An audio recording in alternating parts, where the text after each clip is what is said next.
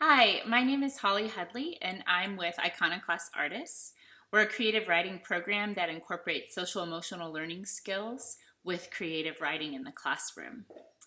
What I do at Iconoclast is create our curriculum and align it with social emotional goals so that our students have access to self-expression, building self-awareness, and building social awareness. Our approach is relational. We believe that creating relationships with students helps us to mitigate the issues or problems or celebrations that they have. We also conduct professional development for teachers around how to implement creative skills in the classroom while also increasing social emotional learning skills. We believe in an emotionally informed classroom. We believe that student voice matters. And we love to do this with students. And part of our culmination of the work is that our students do a performance and book publication with their poetry in it. The goals for our video today are to introduce you to a feelings wheel, a tool that you can use in your classroom as a way to just get the pulse, to quickly check in with your students, and then be able to take steps from there. If a student is reporting feeling really highly anxious, depressed, down, etc. Second goal is to use this tool for connection and healing. The idea is that once we begin to name our emotions, they can begin to move through us. And then building connections between you as teachers or staff and the students so that the relationship is what fuels the learning. We'll also guide you through a writing exercise for you to connect with your values, hopes, and goals as an educator. What we know is that these last couple of years in education have been really hard. And one of the things that we've attended to is the fact that our schools, our teachers are overwhelmed with all that they need to tend to when it comes to kids' well-being. So we're offering you a simple tool that you can use to just check in with them every day. I'd like to introduce the feelings wheel to you. This is something you can implement in your classroom as a do first. It's a quick activity. You'll see on the screen that the feelings wheel goes through a variety of different emotions and deepens our awareness of our emotions as we begin to name it. A feeling is an emotional state or reaction that we can locate in the body. So if I'm feeling anxious, I might feel that in my stomach. If I'm feeling nervous, I might feel it in my shoulders. If I'm feeling excited, I might feel it again in my stomach, but in a different way, that kind of butterfly type of feeling. Why do we name feelings? Why is this so important? Well, for one thing, it helps build self-awareness and helps students to integrate their experiences. Especially when we have negative or unsettling emotions, the naming of the emotions actually begins to heal them in the body and allows them to work through. I'll also add that adding water to heightened emotional states. So drinking a glass of water, making sure that you're constantly drinking water during times of heightened emotional stress really helps process the neurochemical imbalance that happens in the body when we're out of balance. A question that I'd like for you to think about as I go through this training is, what are your top 3 concerns about teaching right now? I hear, both from my teacher friends, I should add that I was a classroom teacher for 14 years and a mental health counselor for 6 of those years. So I am still very much engaged in the world of education. I have 3 kids who are being educated in public schools. I'm married to someone who's an educator. We're very much steeped in this world. And we know that teachers are leaving schools. Teachers are leaving education in pursuit of something that feels more balanced. So what I hear from my teacher friends is that they're really worried about students. We also know that students haven't reported back to school post-COVID. That many have just fallen off. We're trying to reach out to them. We don't know how they're doing. And then there's this pressure of the state testing. How do we balance how students are with how we are as educators and also with our obligations to the state? I also want you to think about what inspires you to keep showing up. Why do you come every day? I hear from so many teachers that you keep showing up because you care about the students, because some of you want them to have better opportunities than you had as a kid, or that you had really great opportunities and you want to share them with those kids. So I can't underestimate the value of a positive relationship. If you show up ready, willing, and able to tend to your business, students will show up ready, willing, and able to tend to theirs. Or you can create the space to hold what the students need when they're in a state of heightened frustration. The third thing I'd like for you to think about is what values are important in your classroom. I hear a lot of teachers say respect is a value, trust, learning, enthusiasm. Those are the kinds of things that I want you to think about. What values do you bring to your work?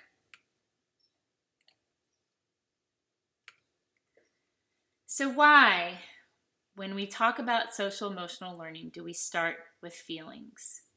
There are 6 basic categories of emotions. They are fearful, sad, mad, scared, joyful, and surprised. Each of these has multiple layers. You can see in the feelings wheel that they kind of deepen. Mad could go from mad to angry to jealous. You can get really specific in that emotion. You can get to the point where you can identify exactly where it sits. So if I'm not just mad, but I'm actually feeling jealous that my best friend was talking to another person today and didn't sit with me at lunch. Identifying that emotion actually begins to create balance in the body. As we become more self-aware and more aware of how the body holds and expresses emotions, we can also begin to heal those emotions. We could, each of us, probably recall emotions that we felt during our childhood at certain moments. Our 6-year-old birthday party might have been one full of excitement and joy. And when we think on that memory, we can feel that sense of excitement and joy in our bodies. We also might have been through something difficult. I'll name something that we universally went through, 9/11. That was something that created a lot of anxiety and fear, and most of us can recall to the day, to the minute, where we were when we heard about the towers falling, and still feel that uncertainty in our bodies. When an emotion sits in the body without being acknowledged or named, it metastasizes. You can think of that like a cancer, right? And when an emotion metastasizes, it pervades. It fills the body. So if we can't name that emotion, then we get this general sense of anxiety that is difficult to pinpoint and difficult then to know what to do with. I want to emphasize again that the naming of the emotion allows for healing to begin. If we can say it, we can heal it. That's why we start with something so simple as the emotions wheel. Again, something you could make a copy of and have every kid keep in their binder. Something you could make a poster of and put up in your classroom.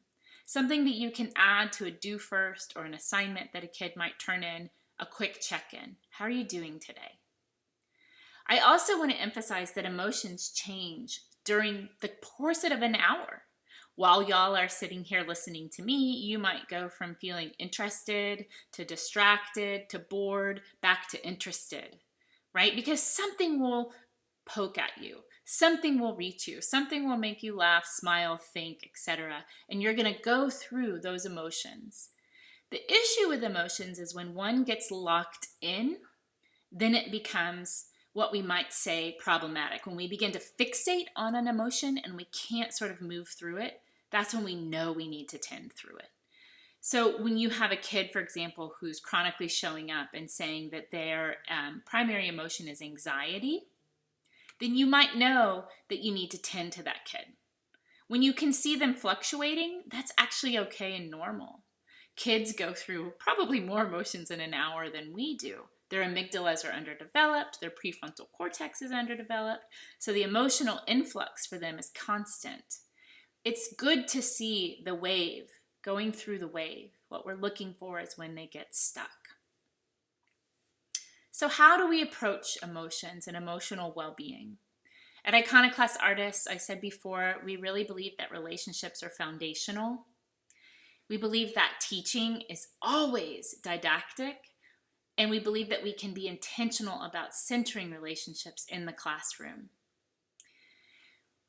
Part of relationship building is being curious. What is it like to be you? What is it like to be this particular kid in this particular moment? So we might ask a lot of questions. Tell me more about that. Not to try to fix, not to try to offer solutions, but just to get curious. If we can get curious and get kids kind of talking through their experience, again, they begin to narrate and heal it. I don't want to assume that all kids are going through something hard or bad either. I just want to offer that we can get curious about their experience in a way that helps them narrate it in their own words and kind of own it. We also believe that relationships are restorative. In other words, when there's an issue and a relational foundation is already present, we can work through that issue with the student. We have a whole other training on restorative discipline and restorative models in the classroom, but for the purposes of just why we think emotional well-being is important, it requires the relationship to be able to have the trust for a student to feel safe expressing their emotion in the classroom. I'm not suggesting teachers need to be therapists or counselors or parents. I know we feel like we play all of those roles, and I want to honor that. Some of us might actually play all of those roles in our life and in our families and in our classrooms. I just want to offer that we can be like the first safety net that a student has. And when we are checking in with our students, and we have a team of people around us, a wraparound specialist, a social emotional coordinator, a counselor, a social worker, etc., then we have these other layers of protection that we can point our kids toward. What I like to think about is that in relational schools, in relational classrooms, what we're doing is actually building a constellation of care. When you think about a constellation, so I'm a Pisces. I don't know that much about astrology. If one of you does, I'd love to hear more. But my constellation are two fish going in opposite direction. So these stars are patterned in a way that create a shape. We are constellations too. Without one star, that shape no longer makes sense. Without one student, the shape of our classroom no longer makes sense. I think that's what a lot of us are facing, is these sort of inconsistency of student appearance, of their showing up. The students too are feeling that inconsistency when teachers are leaving midway or a quarter way through the year, or because teaching is so stressful right now, they know we're bringing a lot into the classroom. So to be able to create that sort of network of relationships, a web, constellation, however you want to define it, then we're creating safety in the classroom for students to be able to express themselves not just to us, but to one another. Again, it's as easy as just asking, how are you feeling today? You don't have to fix it. You don't have to have the answer. You just need to provide the space for the student to say it. The other thing we believe about relationships is that they're respectful and inviting of different racial, ethnic, language, and cultural differences. We believe that creating a space of inclusion is really important in a classroom. We never know who or what we're going to get when we sign up to do this work, but we do know we can guarantee that we're going to get probably one of everything. And that relational approach provides the trust that students are safe. If we begin by creating interest in their lives, how are you doing today? When we honor that our students come in with a whole life history that has something to teach us, then we're in the space of curiosity. We're in the space of a respectful and inviting place to create relationships in the classroom. I know we face as educators a lot of pushback from our state about what we can and cannot talk about. But I think there's a workaround to be able to still make sure that every student knows that they belong.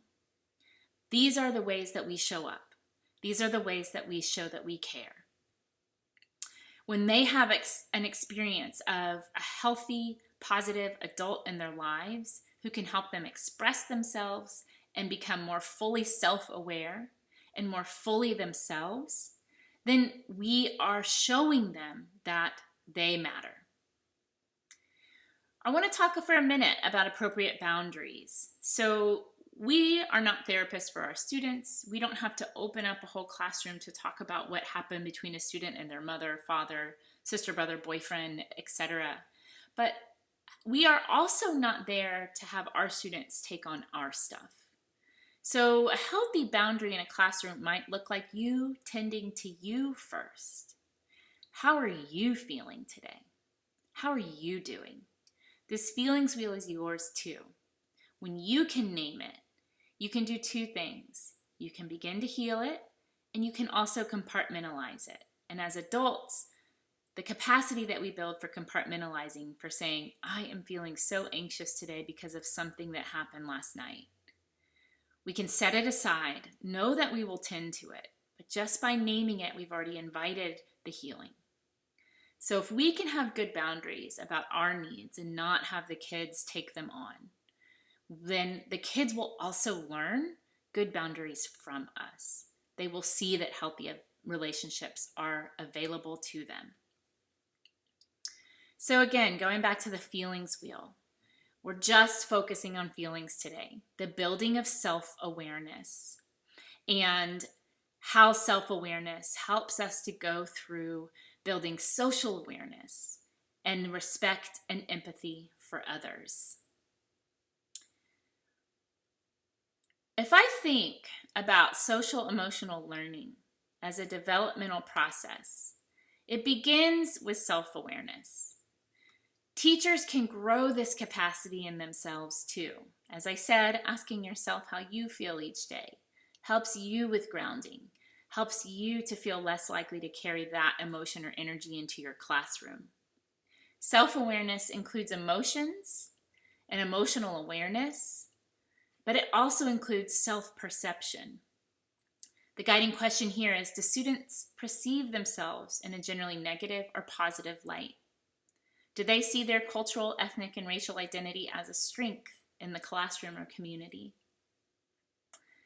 Focusing on strengths. Do students know what they're good at? Do we tell them? Do we reinforce it? Do they tell each other? Do we create a classroom where positive interactions, positive encouragement is a normal part of our everyday? How can we as teachers help students to grow in their strengths, to emphasize what they are good at? Each one of us comes with a different gift. So each one of us wants to demonstrate that gift in our environment.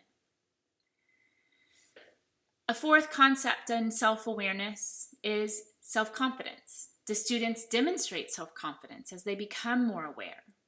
Remember that understanding the self and understanding the emotions reduces anxiety. The less anxiety we come in with a situation, the more self-confidence we have, the more secure we feel in that environment. Naming it builds awareness and builds confidence. I'm wanting you to see this like a set of interlocking circles that sort of build on one another. Finally, when we grow in self-awareness, we build self-efficacy, which is asking the questions, do students see themselves as agents of change in their own lives? Do they see themselves as capable of addressing and changing their circumstances? Or do they see themselves as victims of their circumstances? Both are fine and normal, but self-efficacy gives one the idea that they are capable of taking charge of the things that they can control and therefore changing their life. It's the primary task of adolescents to ask the question, who am I? Who am I? I think if we think back to our own adolescence, we can imagine ourselves trying on many different identities, many different ways of being, styles of dress, hair dye, music, whatever it is. We're constantly trying to navigate this question of who am I and who do I want to be in the world. When we have self-awareness, so all of those kind of trying on identities, who do I want to be in the world? When self-awareness grows, social awareness develops. They also are interlocking circles. So there's lots of interlocking circles inside of the circle of self-awareness, and then self-awareness and social awareness are also interlocking circles. Self-awareness allows us to appreciate diversity and welcome different identities into our lives. This results in greater respect for others, again, deepening social awareness. As we learn to create more social awareness, acceptance of diversity, we can develop perspective taking. We can recognize how others think about a situation. Then that builds empathy. I can see that you feel really strongly about this issue. I may not, but I can sit here with you and I can hold that a specific issue means something to you. I can take your perspective. I can actually feel what you're feeling without taking it on, but I can respect it. Again, appreciating diversity, appreciating that every student has a different story about their life, has a different way of living the life that they live. Even if they have the same religion or ethnicity, they might express it in very different ways. So when we create a self-aware classroom, we're also building on this ability to take on different perspectives and appreciate diversity and build respect for others. I can't tell you the number of teachers that I've been with who say that their highest value is respect. What respect looks like for a teacher is very different, of course, than what respect might look like for a student. But the goal is the same. And essentially, I think that both people want to be seen. And when I can step back, take a breath, identify my feeling, and say, I see you. We may have very different approaches to this problem, but I respect you. And I want to honor that respect for you. When we as adults can model that type of respect, I see you and I'm interested in hearing you. I also want to be heard and I also want to be seen. When we can model that, we're modeling healthy relationships. You can see again how these are interlocking circles. If we go back to feelings for 1 second, we can learn that anger as a feeling is a completely normal, healthy, and right emotion. The choice that we make about anger is how we act on it. So helping students name their emotions then begins to help them make choices about how they act on those emotions. If I feel anger, I can act out on it by hurting myself or others.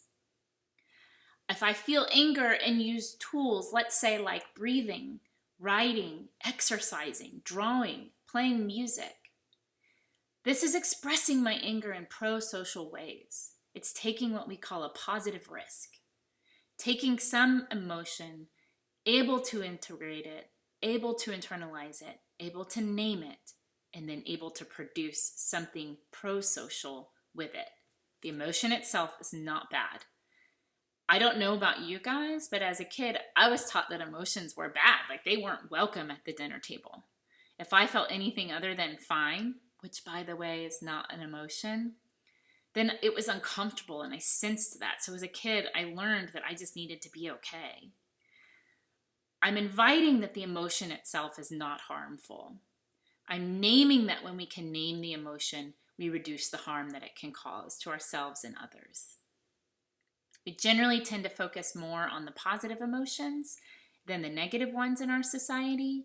And I think what I want to encourage you guys to do is to not make any one of them better or worse. The tendency when we start with a question like, how are you feeling? And one student says, I'm so excited because I just got into the college I wanted to get into. We focus on that and go, oh my gosh, that's so great. I'm so happy for you.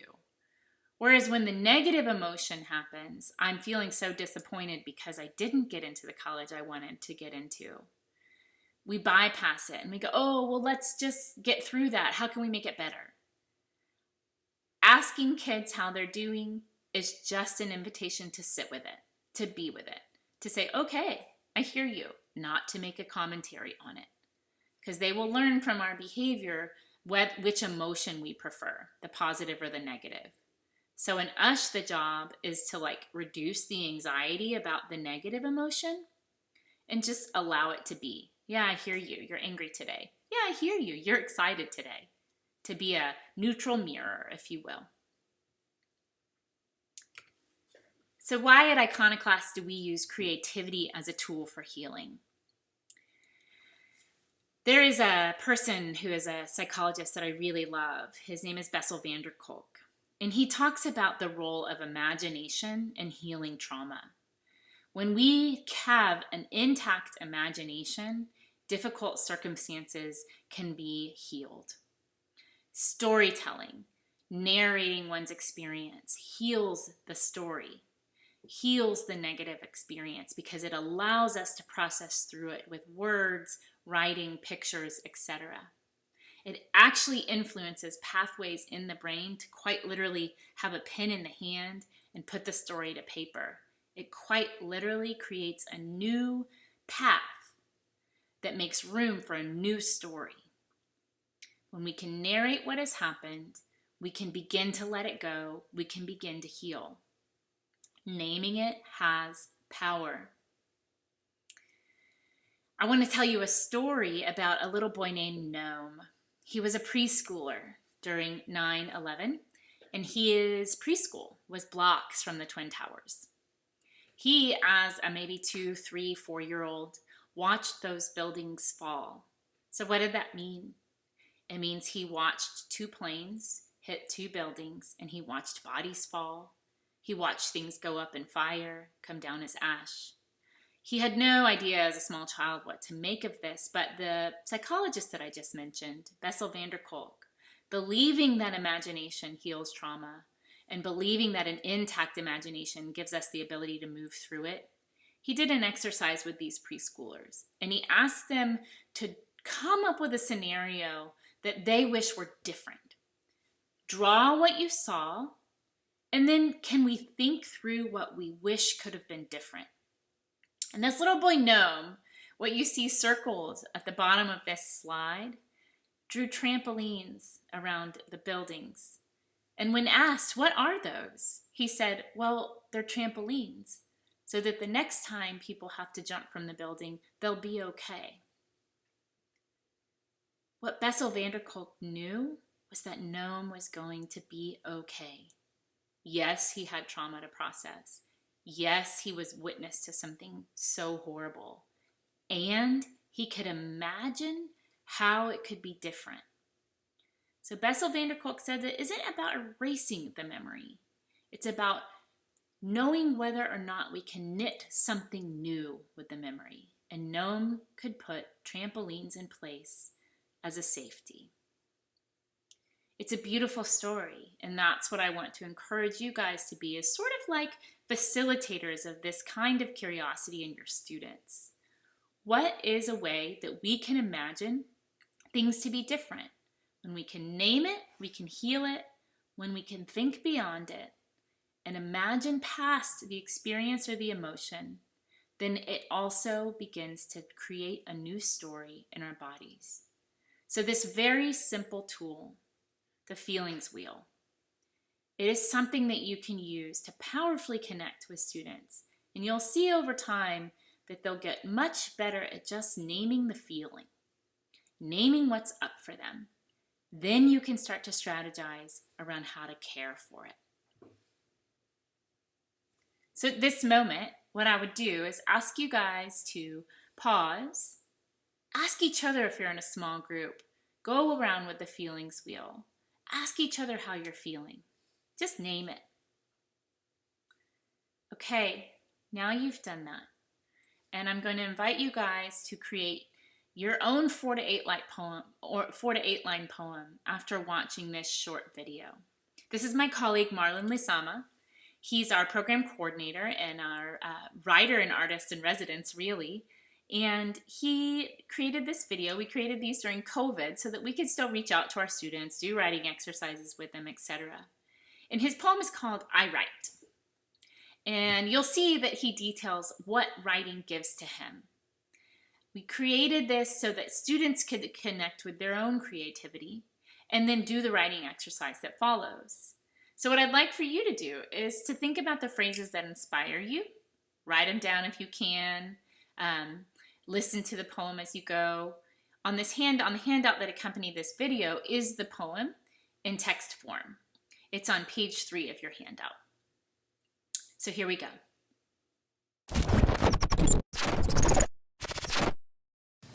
What's up, everyone? My name is Marlon Lizama, and welcome to Iconoclast Creative Sessions, where we bring creative writing sessions to you. This is a great way for you guys to experience what our students experience in the classroom. Today, we're going to break down one of my favorite poems, and I wrote this when I was 15 years old, so that's like a gajillion years ago. It is called I Write. And what I want you guys to do when you are listening to this poem, I want you to listen to lines that connect with you, lines that are powerful, lines that you have questions about, or even lines that you think are simply whack. I want you to enjoy this poem, and I cannot wait to see what you create right afterwards. Enjoy, I Write.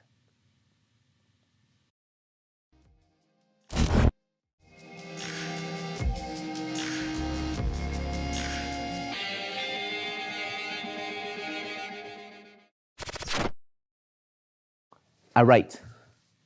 I write because of the moon. I write because the Most High lets ideas attack me daily. I write because I was never taught to, but I learned to read. I write for Botero's view on beauty, for Saul's passion, and if Frida was to be alive, she would be my very best friend. I write because I never knew my father. I barely know my mother, and my grandmother died. I write for a version of a secondhand story passed down to me through drunk tongues. I write to make you uncomfortable, to remind you that you do not know me. I write for love. I write for the idea of love. I write for the idea of love that I will give my life for. Injustices with baby fingers. I write to gain courage for them, sanity for me, and to always keep her wooed. I write because paper is a sacrifice, to not let the trees die in vain. I write ultimately to be free. I hope you enjoyed this poem. And as I said earlier, I want you to break down these lines. So I want to break down my favorite lines from these poems. My first line that I love is, I write because of the moon. I love the nighttime. I love when the whole house is quiet. I love when everyone is asleep. That is my favorite time to create. I am a night owl. So saying, I write because of the moon, it's a better way of saying, I write because I like the nighttime where everything is quiet and the whole house is asleep. It's a much cooler way to say it. The other line that I love is, I write to make you uncomfortable, to remind you that you do not know me. I love that line because it reminds the world, you have no idea what I'm capable of. And that is a powerful line, especially when we go through things that we feel that people, they judge us by the way we look or maybe the way we dress. The last line that I love is, I write because paper is a sacrifice, to not let the trees die in vain. I love that line. I've been very blessed to travel to many different parts of the world. One of my favorite parts of the world is India. I was able to spend an amazing time there. One day I went to teach a class of a bunch of kids in a very, very poor area. And when I walked in, they were so excited, and I told them that I was going to teach them how to write poetry today. And they got super hyped and excited. One of the kids started tearing up paper, and I was like, hey, what are you doing? Why are you doing that? You shouldn't be doing that. And his response to me was, well, we don't have enough paper for everyone, so we have to tear up small pieces so everybody can have one. That humbled me so much. It really checked me. And so the line of, I write because paper is a sacrifice, to not let the tree die in vain, to me is a reminder of calm down and check yourself. What I want you to do right now is I want you to press pause on this video, and I want you to have a healthy discussion and break down those lines, the lines that are powerful to you, the lines that connected to you the most. And when we come back, we'll be ready for our next lesson.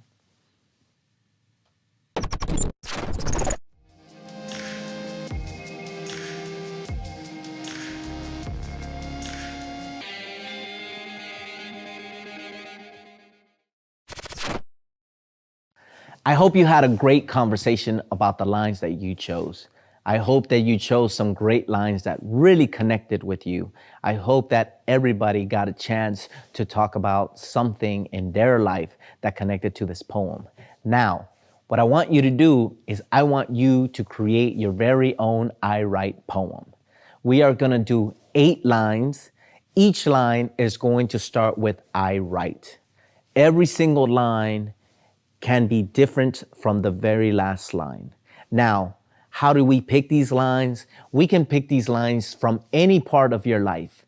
Think about experiences that you have gone through, challenges that you have overcome. Think about things that you stand for, people that you stand for, people that you love, people that are so meaningful to you. Think about your world. Think about the environment you live in. Think about your neighborhood. Think about the place that you are from. And this is how we create our very own I Write poem. I want you to take your time, make each line as full as possible, as powerful as possible. Now, you can have a theme that each line can kind of correlate with the last line, or each line can be its own individual line. Because when you put this together, it's going to sound amazing either way.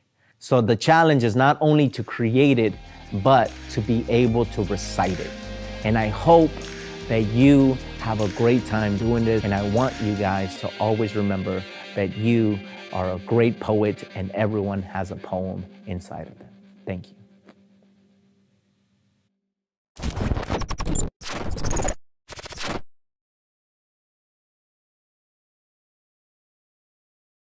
Okay, you've listened to the poem.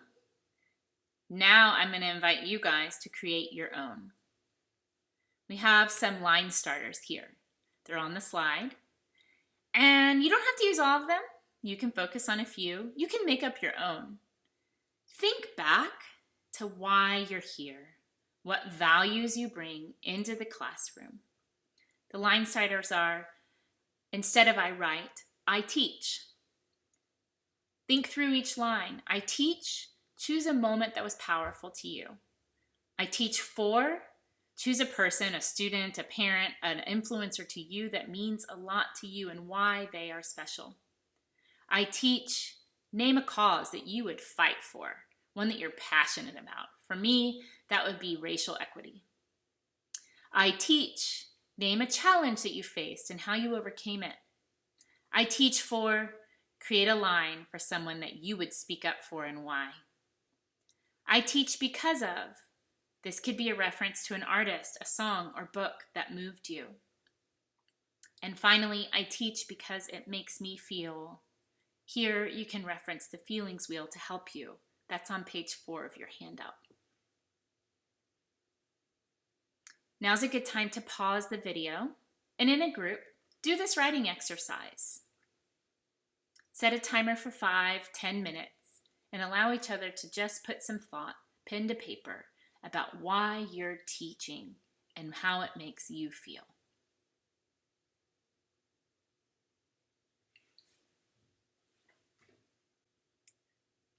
Okay, we're back. Thanks for doing that, guys. Reflection time. I'm going to invite you to reflect with one another. Share your writing. It's vulnerable. So you can imagine how, let's say when a kid feels like they are being called upon just to read a passage that they didn't write, that too can feel vulnerable. We are building our empathy skills, our empathy muscle with our kids, how they might feel in doing this exercise. As you share, go around the circle, each of you share your writing. You can pass if you want to, but reflect on these questions.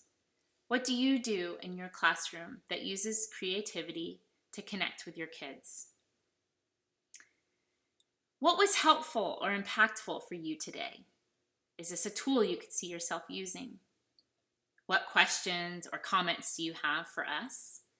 the end, I'll leave my email and Marlon's email so that you can reach out to us. Let us know. How was this for you? Then I'd like for you to go back to the feelings wheel and in your own self identify, not compared to, not better than, how do you feel now?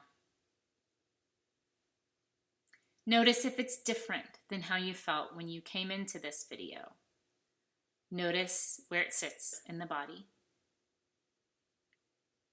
I want to thank you guys for watching. I want to thank y'all for participating. I want to thank y'all for any feedback that you leave, because I really want to know, is this a tool that you see yourself using? Our hope is that we can very simply and directly infuse lessons in the day-to-day active teaching with simple social emotional skill building tools. The emotions wheel is one. You can use this one. You can Google it on the internet to find one that suits you better. You can have kids create one if you're really creative and want to have an activity for kids to do. Thanks again for joining us, and we'll look forward to seeing you all soon.